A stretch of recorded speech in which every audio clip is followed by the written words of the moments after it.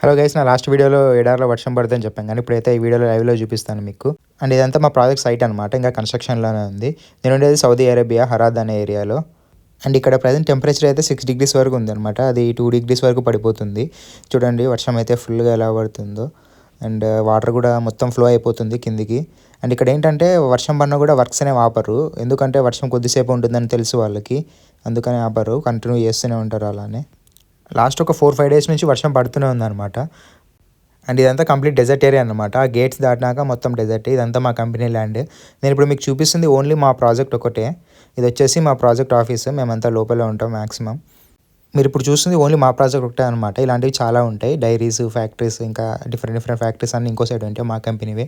ఇదంతా మొత్తం వచ్చేసి 150 to 200 acres వరకు ఉంటుంది మా కంపెనీది.